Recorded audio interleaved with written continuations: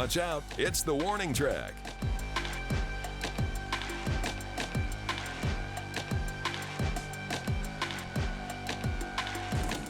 Welcome back to another episode of The Warning Track. I am your host, Clayton McMahon. A new week, a whole bunch of news, closing carousel going nuts over the weekend. Also, this will be a fun start to the show. Literally right before I was about to start recording, I've been sending out a bunch of trade offers this morning, and one of them actually went through. So we're going to talk about that really quickly. So let's shift over to here. This is in Hundo, my ESPN league, the one I do with Wayne 15 weekend anchor Ethan Dolan. I shipped out Adley Rutschman for Vinny Pasquantino. Now, I can't show his team, unfortunately. The guy I traded with has some profanity in his name. But yeah, Adley Rutschman, funny enough, was somebody I picked up a few weeks ago. He was on the IL. He wasn't on the IL for very long, and I had a few empty IL spots. I'm like, okay, why not? Just pick him up. The waiver wire is like really shallow in this league. And a few games he's came back, he's hit pretty well. It's only been 4 games, but has 3 homers, 8 RBIs. His batting average on the season is .333, only across 51 at-bats. But I was pretty impressed with that. And, yeah, so I traded Adley Rutschman just 1-for-1 with Vinny Pasquantino. Now, let's shift to something else here because his catching situation was pretty light. He has Salvador Perez, who has just really struggled this year. He does have 4 homers, but he's batting $187. And so he does also have Alejandro Kirk on his IL, but I'm not really too high on Kirk anyway. And Vinny P has struggled for him this year. Pasquantino has 15 RBIs and 3 home runs, but only a .160 batting average. But the way I figured is my main catcher, going back to my team here, is William Contreras, who is starting pretty much every day. I mean, yeah, I think he has what looks like this is just in the last couple weeks. But, yeah, I mean, William Contreras is one of the few catchers who's starting all the time. And the way I see it, even with Rutschman playing pretty well, and I loved Rutschman coming out of college. I was really hoping that the Tigers could have gotten him, but we were a year late and got Mize instead. But he obviously has not quite lived up to his prospect pedigree the last couple of years. And looking at his playing time, so this is before, as you can see, week and a half here, he was out. His playing time before he got hurt was not good. I mean, 1, 2, 3, 4... missed 4 games or sat 4 games. Now, I don't follow the Orioles enough to know if that's strictly Basayo or if they had other guys they were wanting to play at DH. But it just seems like, and Basayo's had a solid season himself. Only batting .233, but does have 5 home runs. But yeah, kind of the same thing. I mean, Basayo's hitting a prominent spot in the lineup, still is. So I guess he's 6'9". He's actually been playing pretty well lately. So I don't know. I just don't see a situation where Rutschman's playing full time.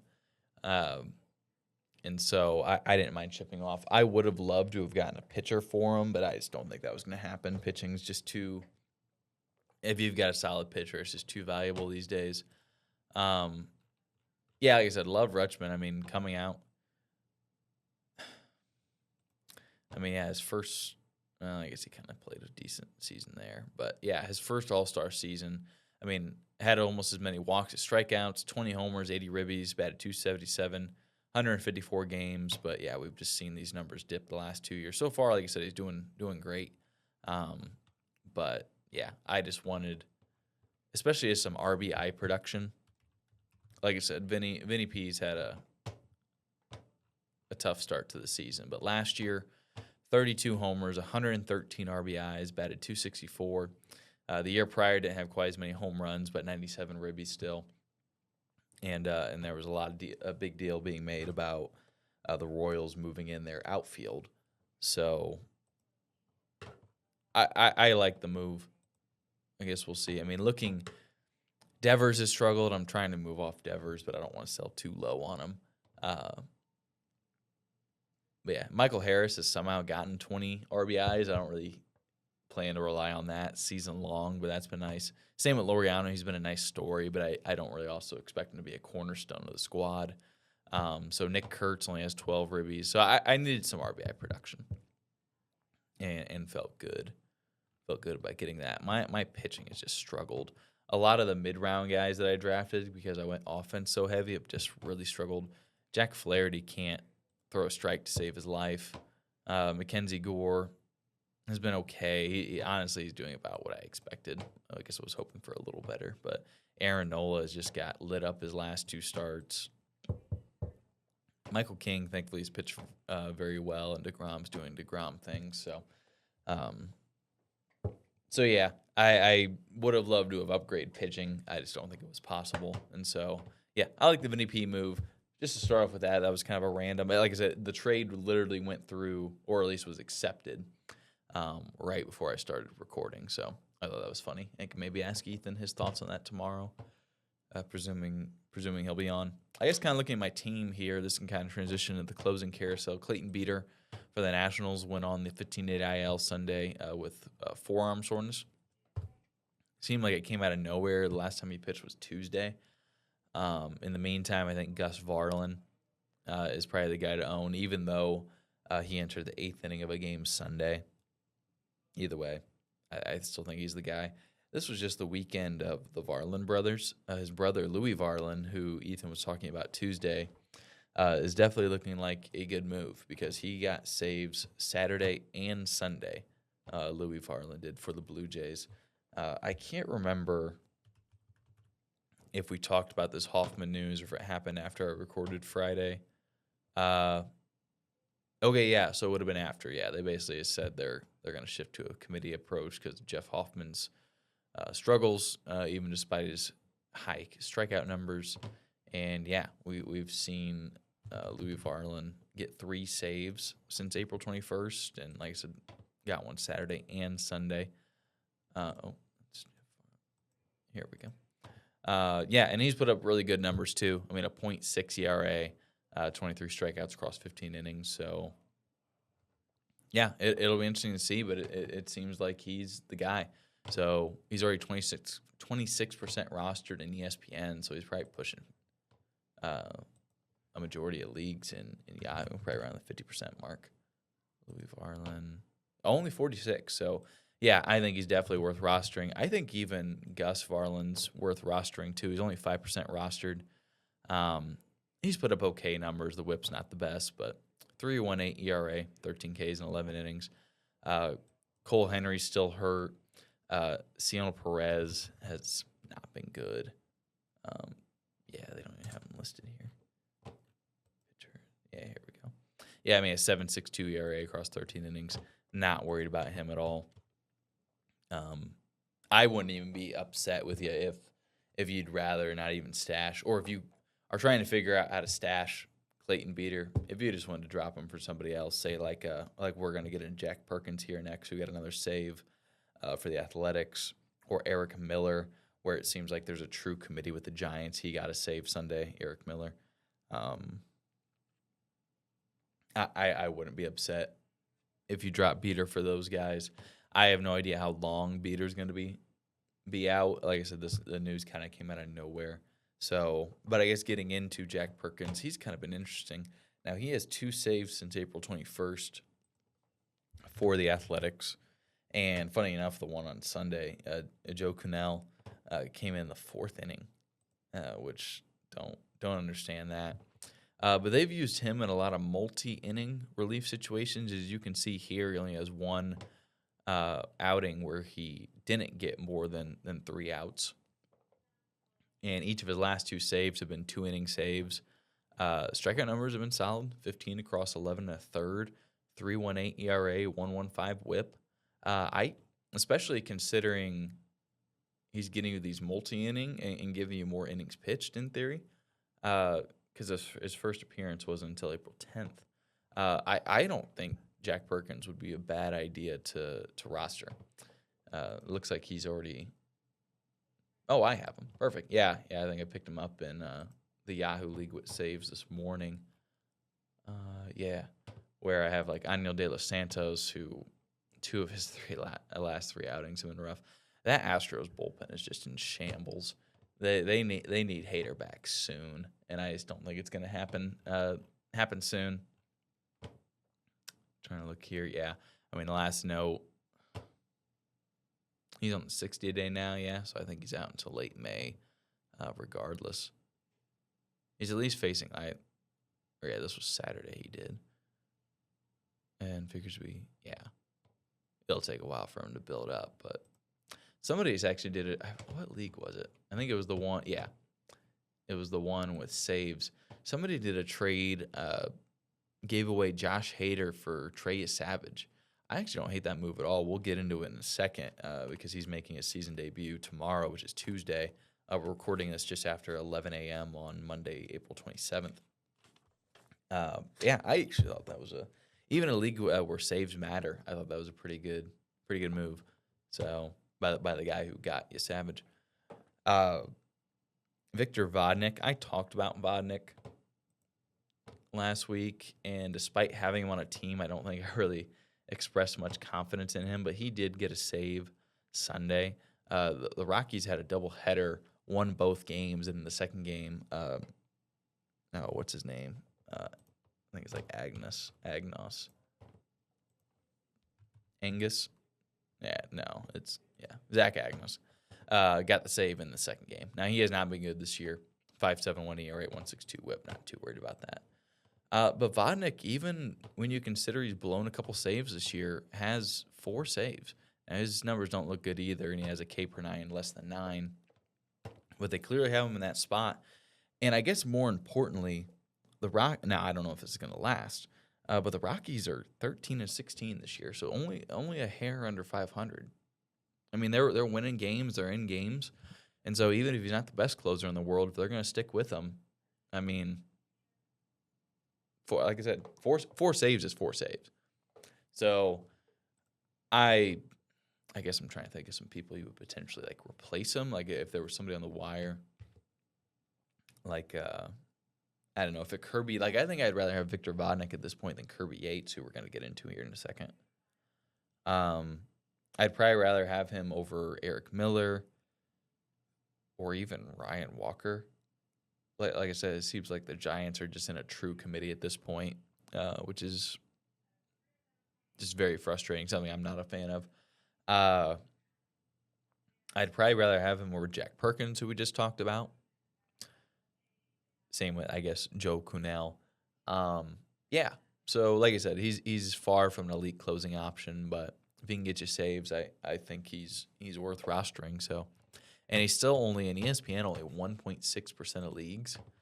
I can't imagine it's more than 10%, if that even, in Yahoo. Maybe a little more. 8%. Okay. So yeah, I think he's worth rostering. Actually, I'm surprised he's available in Splendid Splinter. Sorry, guys. This has just been an interesting week. I think I'd almost would over Matt Strom. Yeah, I'm picking him up. Hold on, folks. Hold on. I'm getting me some saves. I'm dropping Matt Strom. I just don't think that's happening. Boom. Man, I have really lucked out with saves. Not only do I feel really good about my draft picks, Pete Fairbanks had a couple big blow-ups, but overall I think he's been fine this year. And then Ryan Helsley's been really good. He returned from the bereavement list Sunday, so he should be back to doing his thing. But have kind of just mix and matched on the wire. I thought, Vesey in this league, he didn't have the best start out last time. But Aniel De Los Santos has gotten me a couple saves here and there. I do have Kirby Yates stashed. He's been pretty rough during his rehab. I guess we can kind of get into that. Across 3 appearances, he's given up 7 runs on 7 hits while posting a 5-for-1 K to walk ratio. It's hard to tell if he's, basically this is just his spring training, so it's hard to tell if he's just kind of focusing on pitches. There was the crazy... Oh, it's not here. Might have to go to ESPN for the note. But yeah, there was a weird note talking to him. He was having to build up like body weight and stuff. So it seemed like it was gonna have to be like a really long rehab assignment. So yeah, not sure if he's really dealing with that. Uh, ESPN must have not. Oh yeah. Yates. This was just a couple Saturdays ago.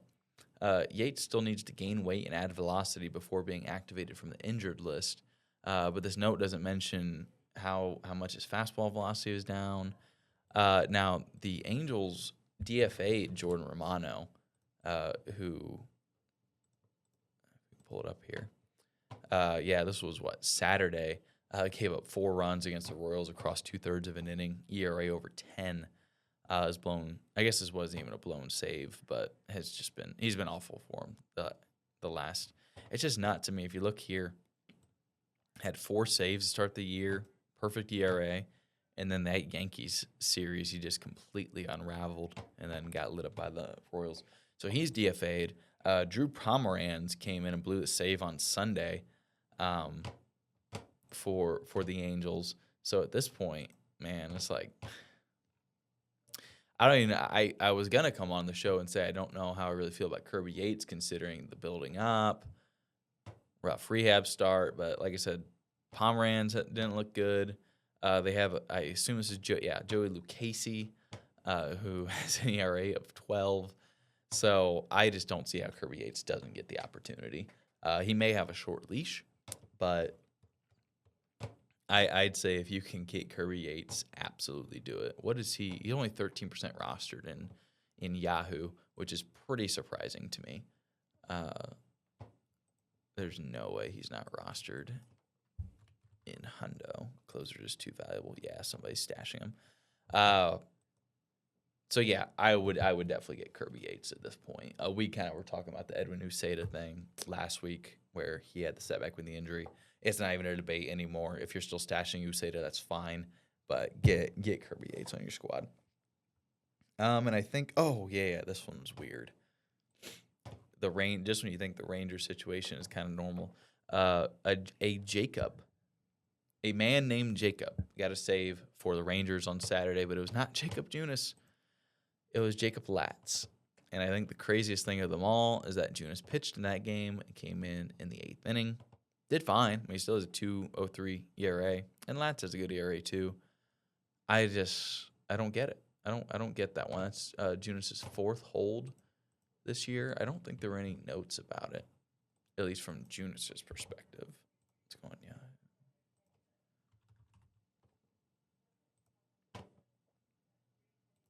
yeah. I mean, nothing recent. Nobody really mentioned it, and I'm sure there was a note for Latz. He joins, 4 different relievers with saves. I'm not too worried about Cole Winn at this point. I mean, numbers are good. 14 innings, or almost 15 innings, 13 strikeouts. As you can see, he got picked up. He's only 4% rostered in Yahoo. Junis is probably way higher. 25%.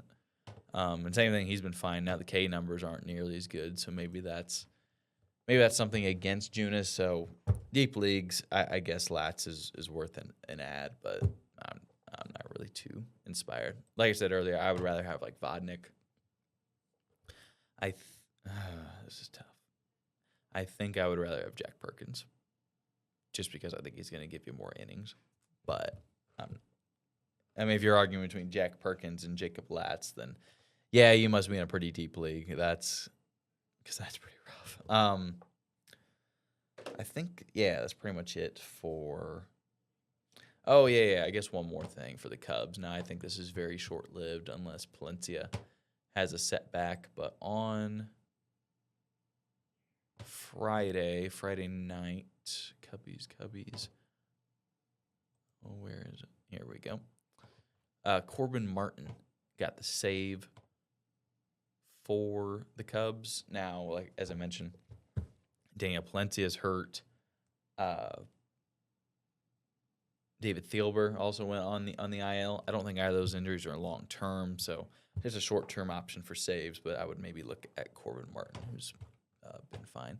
Now we're gonna do a little rapid fire here. The trade at the beginning of the show kind of cut into some time. Mookie Betts may start a rehab assignment this weekend. Jason Dominguez is getting called up, and Stanton is hurt. He's not on the IL as of this recording, but I know they were going to make a decision about it today. Let's see if there are any notes. Yeah, nothing as of the recording of the show. By the time you see this Monday night, there will be a decision either way. Dominguez is probably already owned in a decent amount of leagues. Oh, only 18%. Okay. But, yeah, he was picked up immediately in all the leagues I play in. So, obviously has the upside. My dad and I always joke about his prospect report that named him like a mix of like Mickey Mantle and Miguel Cabrera. We'll see if I can find this while we're finishing off these notes. Another Yankee, Anthony Volpe, is expected to return Wednesday or Thursday. His batting average is always abysmal, but there's a chance he can get you. Speaking of Anthony Volpe right here. Obviously has had a very high prospect pedigree and will get you some homers and stolen bases. Here we go. Yep. Drew comparisons to Bo Jackson, Mickey Mantle, and Mike Trout. Mike Trout, that's right. So obviously has not lived up to those numbers. 2026, though, in AAA, OPS of almost 900, 326 batting average, 3 homers and 8 stolen bases. More importantly, I really like this, 13 walks to 16 strikeouts. If you need to pick up Jason Dominguez wherever you can, the upside is just massive. Blake Snell, another rehab start Tuesday, so hopefully that keeps on progressing as normal. Nick Lodolo had a rehab appearance, 7 Ks across 5 scoreless, 51 pitches. Seemed like there were no issues with the blister, so that's good. Eugenio Suarez put on the 10-day IL with what they're calling a, quote, mild oblique strain. So probably won't be out super long with that. But third base is obviously very shallow, so it's not good to lose anybody at that position. And then I mentioned earlier, but Trey Savage starting Tuesday. So if he picks up where he left off last year in the postseason, then he should be looking really good. Trey Savage. Who are they playing against? The Red Sox. So, yeah, he did not do much. 14 innings, ERA almost at 9. But my guess is it was more just him working on pitches and stuff. So I'd probably start him if you have him. I mean, he's 92% rostered, so most people do. And that's pretty much all the time we have. I will keep you updated on this Vinny P trade. Hopefully it ends up working out. I had him in a league last year, and like I said, he was fantastic last year. So I feel confident about the bounce back. But even if not, I have William Contreras in my catcher slot, so I feel good there. But until next time, like I said, we'll hopefully have Ethan on tomorrow like we usually do on Tuesdays. And until then, I'm your host, Clayton McMahon, and we will see you next time. Watch out, it's the warning track.